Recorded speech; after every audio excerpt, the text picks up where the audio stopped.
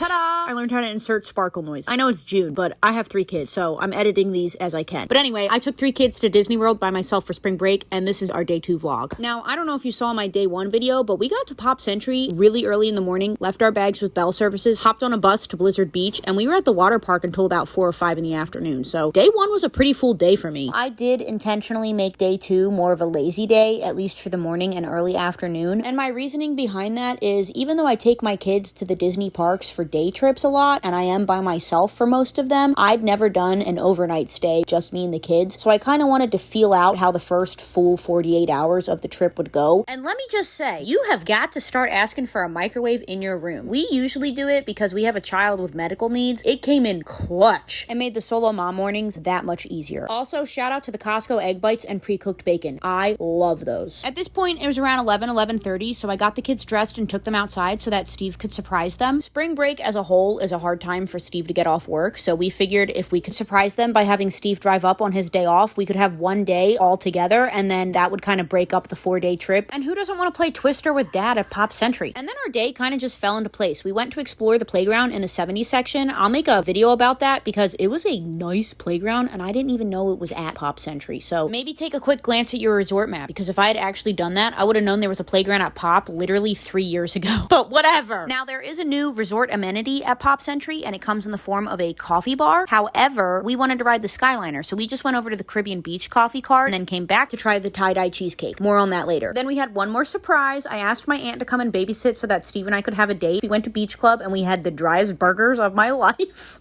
I'm not joking. I made a whole video about it, but the ice cream was really good. And overall, day 2 of the spring break trip was one for the books. We went back to the room. Steve helped me shower and get the kids dressed for bed, and then he had to drive home so that he could work the next day. And I was officially back to solo mom duty at Disney World with 3 kids.